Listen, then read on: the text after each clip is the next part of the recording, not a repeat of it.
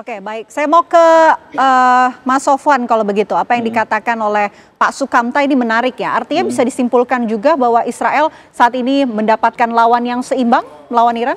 Saya kira masih banyak ketidakpastian dan kita masih harus melihat lagi gitu ya. Betul bahwa salah satu tujuan strategiknya adalah mengubah peta dukungan internasional yang sudah mulai kritikal terhadap Israel karena kasus Gaza dan tindakan-tindakan brutal yang dilakukannya, terutama misalnya setelah masuknya apa yang disebut sebagai Gaza Humanitarian Foundation yang jadi satu-satunya jalan untuk memasukkan bantuan ke Gaza, tapi malah jadi death trap. Sampai hari ini hampir tiap hari kita mendengarkan kabar puluhan orang dibunuh sambil menunggu bantuan gitu ya. Nah, tapi sebenarnya juga ada tujuan-tujuan strategik lain. Iran ini kan memang sudah menjadi kekhawatiran Israel sejak lama.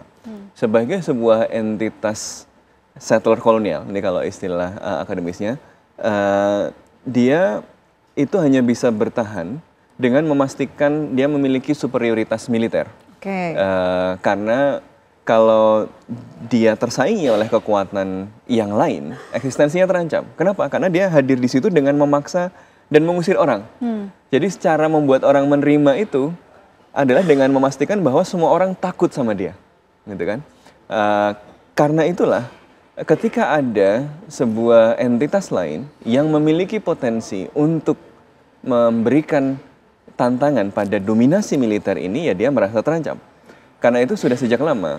Netanyahu itu sudah sejak tahun 2005 atau bahkan 95 menyatakan bahwa Iran ini hampir bisa membuat senjata nuklir.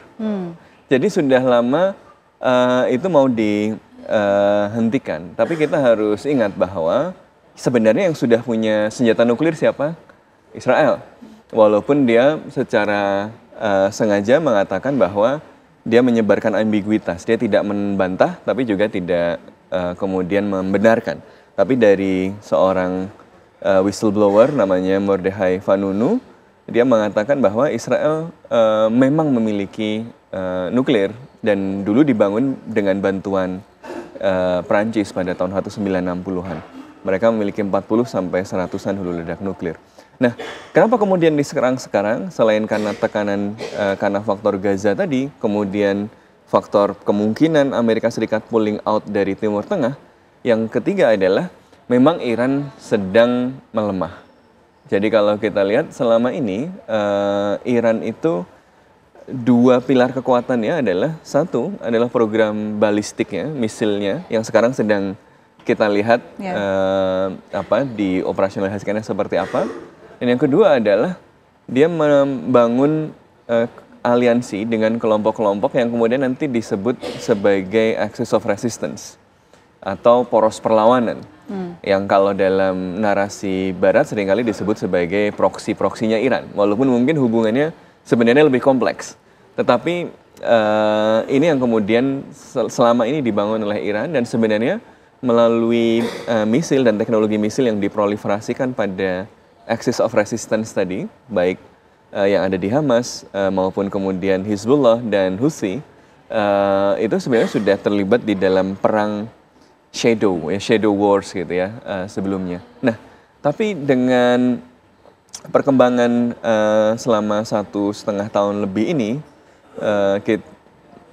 kita melihat bahwa memang Iran agak keteteran karena kemudian Assad jatuh, dia kehilangan satu basis operasi yang sangat luas di wilayah Suriah. Jadi di antara Iran dan Israel itu kan ada ruang yang sangat luas namanya Suriah. Assad jatuh dan di situ rezimnya yang baru belum terlalu kuat sehingga posisinya pada Israel juga susah. Kemudian milisi yang selama ini berada di axis of resistance juga sedang mengalami pukulan yang signifikan.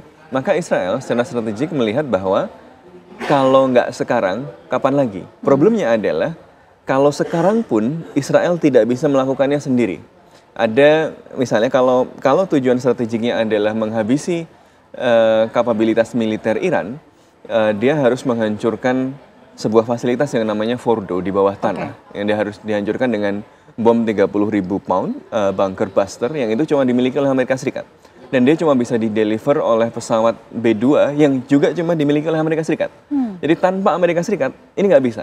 Dan bahkan kalau kita keluarkan dari soal Fordo saja, untuk mengatasi serangan misil-misil dari Iran ini, sistem pertahanan Israel yang terdiri dari David Sling, Arrow, dan Iron Dome ini juga kalau panjang dia akan keteteran. Dia hanya bisa bertahan kalau ada dukungan yang konsisten dan terus-menerus dari Amerika Serikat.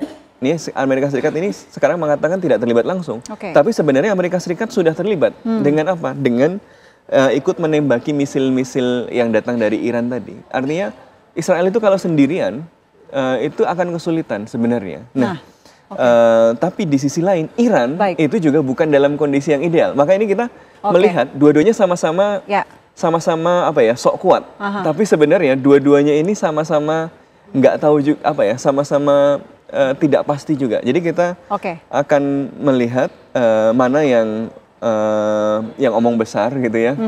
Tapi ini akan sangat ditentukan pada apa yang akan dilakukan oleh Amerika Serikat. Oke, menarik apa yang dikatakan oleh Mas Sofwan, Israel sendirian malah justru kewalahan. Nah, itu pertanyaan saya untuk Pak Sukamta. Kalau Israel sendirian. Ya, kalau Israel sendirian. Pak Sukamta, saat ini kan Israel juga sudah sedang menghadapi beberapa front ya, tidak hanya Iran, kemudian Hamas, dan juga Hizbullah. Ditahan nanti ya Pak Sukamta, kita jawab usai jeda. Apa kabar Indonesia, malam akan kembali untuk Anda sesaat lagi. Menyampaikan kepada jajaran Kementerian Luar Negeri dan Kedutaan Besar Republik Indonesia di Teheran untuk melakukan asesmen terhadap rencana dan kemungkinan evakuasi warga negara Indonesia. Terus dari perkembangan 2 hari ini, di mana intensitas serangan Israel semakin meningkat, kemudian yang disasar juga lagi bukan saja target-target sipil, target militer, tapi juga target-target sipil. Maka saya memutuskan untuk meningkatkan level kesiagaan di kedutaan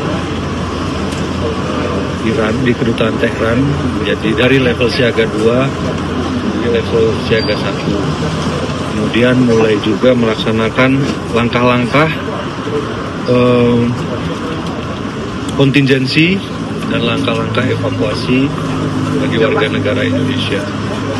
Kami juga sudah melakukan komunikasi dengan beberapa negara tetangga Iran, memohon supaya pada saat terjadi evakuasi nanti warga negara kita diberikan kemudahan melewati perbatasannya, karena situasinya juga semakin tidak menguntungkan. Kita berharap juga tegangan ini bisa segera selesai.